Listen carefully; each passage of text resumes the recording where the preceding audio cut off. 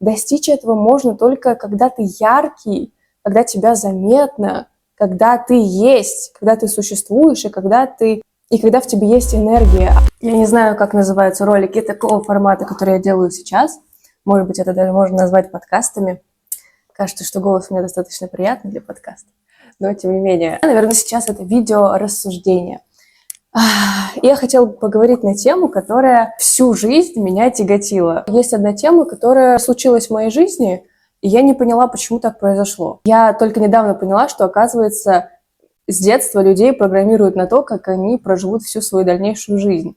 И это не банальные вещи о том, что ты после школы должен пойти в университет, после университета на работу и так далее, что сейчас рушится, к счастью. Про более такое тонкое программирование, которое мы проигрываем каждый свой день в повседневной жизни. И самый ужас этой ситуации в том, что мы не выбираем, как нам жить, а нас просто на это программируют.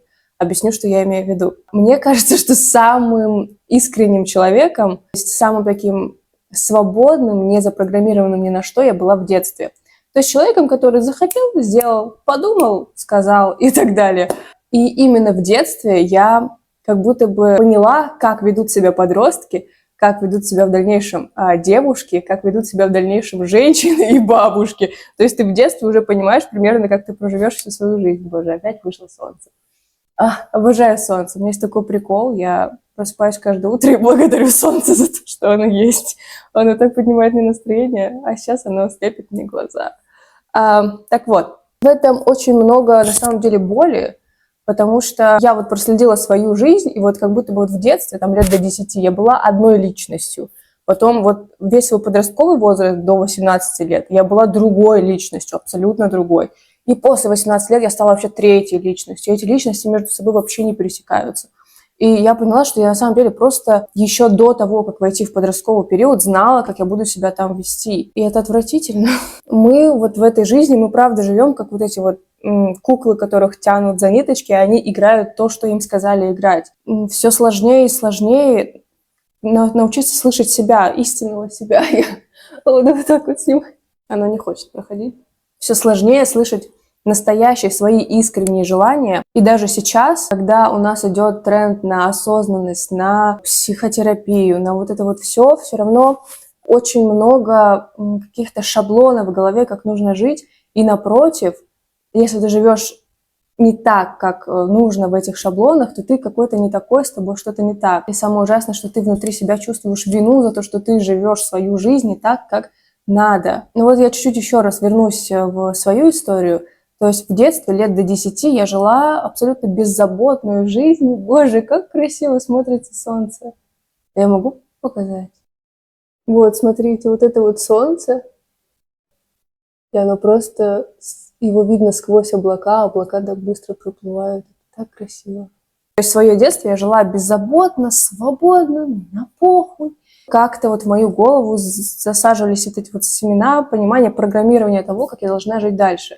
Вот, но самый пиздец начался в подростковом возрасте, когда ты начинаешь пытаться соответствовать всем тем тараканам в своей голове, которые там поселились. Тараканы в данном случае это программирование.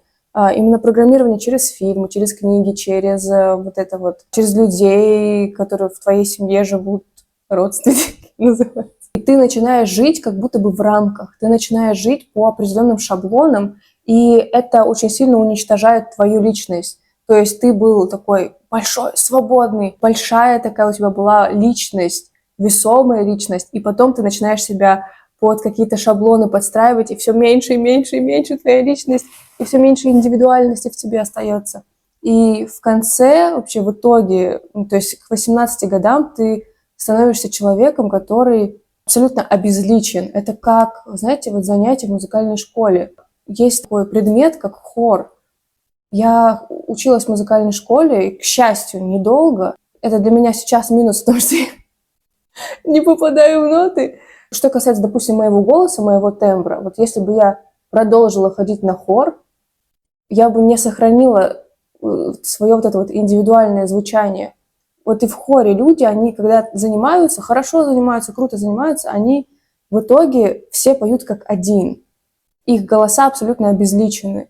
так и с нами как будто бы вот с каждой личностью пытаются сделать то же самое. Мы все под копирку, все как один. Все почему-то выбираем страдать, мы все недовольны, мы все ходим с грустными ебалами. Условно, есть другие люди, но просто прикол в том, что когда ты живешь в такой атмосфере, когда вокруг тебя такие люди, ты других уже не встретишь, ты других себе, вот, грубо говоря, не притянешь, да, на вибрационном уровне. То есть есть, конечно, люди счастливые, у которых получилось сохранить свою индивидуальность, но таких, блядь, очень мало, и они выделяются, и ты на них обращаешь внимание. Но как будто бы большинство, они все-таки реально такая вот серая масса, и у них нихуя в этой жизни не получится.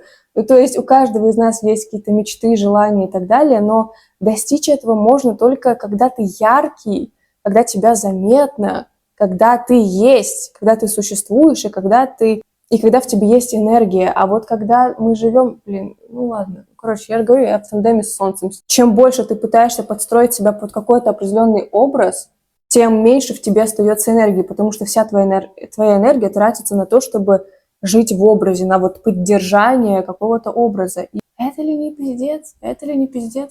Вот правда, это так важно расслабляться, это так важно устраивать себе детокс от этой жизни и просто вот погружаться в себя, устраивать себе випассаны, устраивать себе просто какие-то медитации хотя бы на час.